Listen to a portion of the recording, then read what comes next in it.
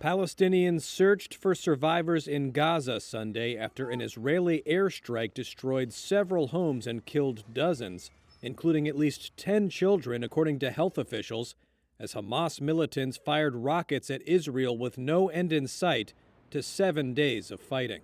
The Israeli military said in a statement that the civilian casualties were unintentional, saying its jets attacked a tunnel system used by Hamas, which collapsed, bringing the homes down. Hamas, the militant group that controls Gaza, called it, quote, a premeditated killing. On CBS's Face the Nation Sunday, Israeli Prime Minister Benjamin Netanyahu echoed his military's assertion that Israel tried to avoid civilian casualties, but that Hamas bore responsibility for, quote, intentionally locating its military infrastructure under civilian houses. We are targeting a terrorist organization that is targeting our civilians and hiding behind their civilians, using them as human shields. We're doing everything we can to hit the terrorists themselves.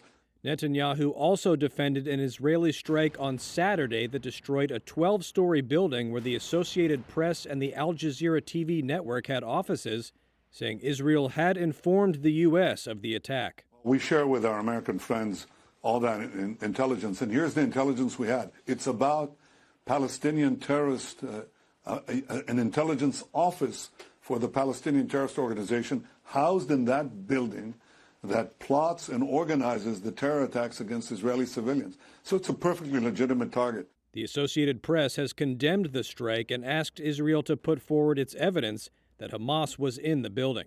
The current hostilities are utterly appalling. Meanwhile, in New York, UN Secretary General Antonio Guterres called for an immediate end to fighting at the Security Council's first public meeting on the conflict. Fighting must stop.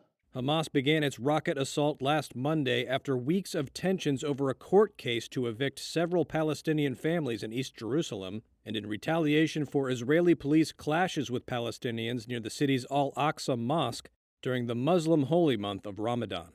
On Sunday, video obtained by Reuters showed a car ramming into an Israeli police roadblock in East Jerusalem, where authorities said 6 police officers were injured in the incident and that the driver of the vehicle was shot dead at the scene.